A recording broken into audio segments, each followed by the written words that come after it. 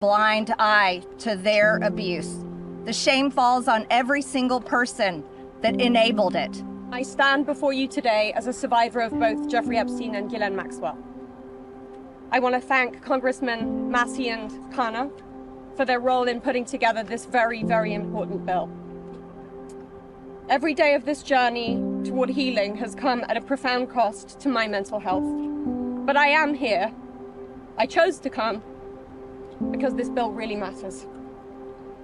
I speak today not only in service of my own recovery from trauma inflicted by Maxwell and Epstein, but to honor the lives, the courage and sacrifices of Virginia Giuffre, Caroline Andrea, and others who could not continue. Their voices mattered.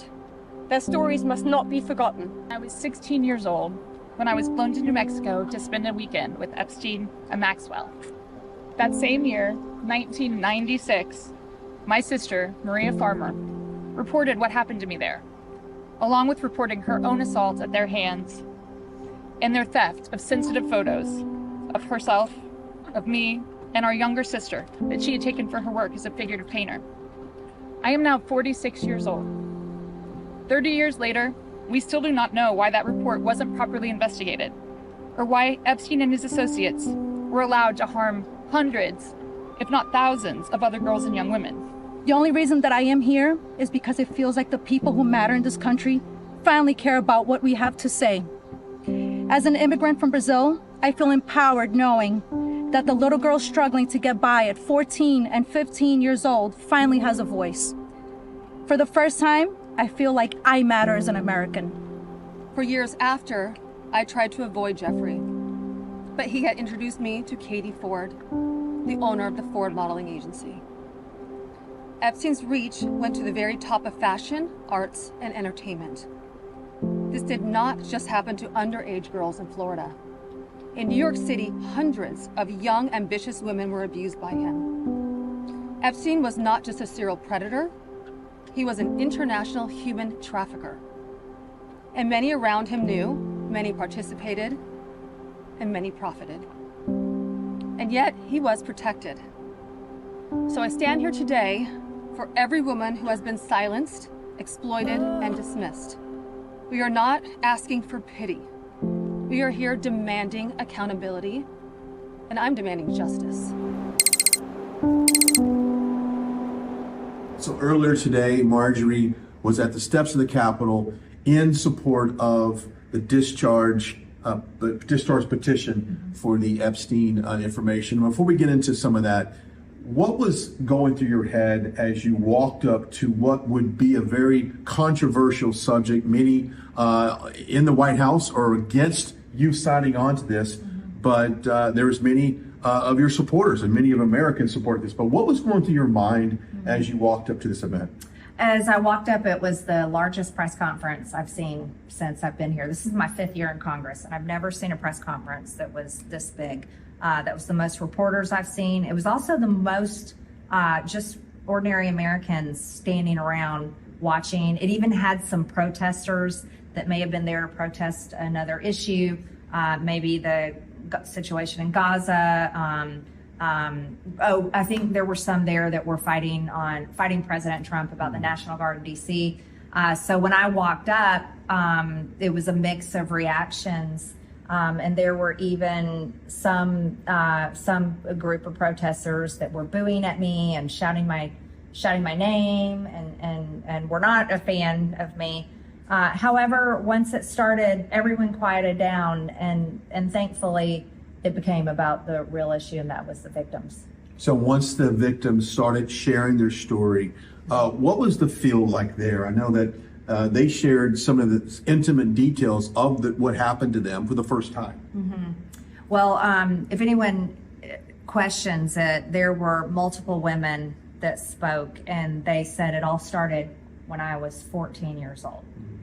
14 years old. One young woman said that she was the summer before she was going into high school.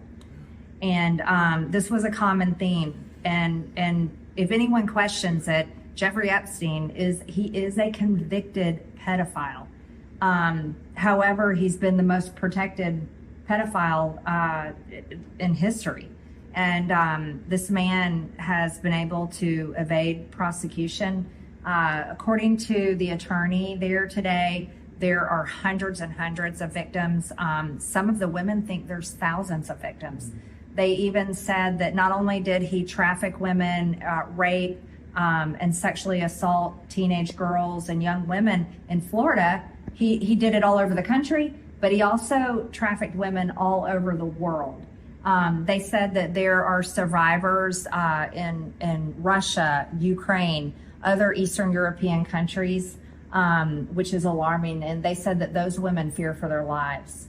And so it has been a process of intimidation. And one of the themes, I just want to finish this thought here. One of the themes was the women said over and over again that what they always noticed were the pictures all over his walls of him with the most famous and most powerful and most wealthy people in the world. And they were highly intimidated by the fact that he had those relationships. So they felt like, who's going to help me? And obviously, after decades, one woman was talking about it started for her in 1996. That's nearly 30 years ago. The proof is no one has helped them. So even if you don't get the signatures needed, I think one of the biggest takeaways, I want to get your thoughts on this, that this at least gave this issue a little bit more press and a little bit more light, and maybe gave the victims a chance to share their stories. And we'll see what happens if the oversight takes this issue and moves forward. But is that the biggest takeaway, that this would at least gave them an opportunity to tell their story? Well, I think it's come to a boiling point in America, honestly, and that's a lot of what the election was about, is people are sick and tired of this two-tiered system in America where the deep state never gets held accountable. Rich and powerful people are never held accountable, but yet average everyday Americans get kicked in the teeth every day, and there's never any justice for them. And I think that's where America is, and that's why this is so important. It's also important because these women have never received justice. They've told police about it. They've named names to police officers, FBI agents. They've named names in court cases, civil cases, cases that are sealed.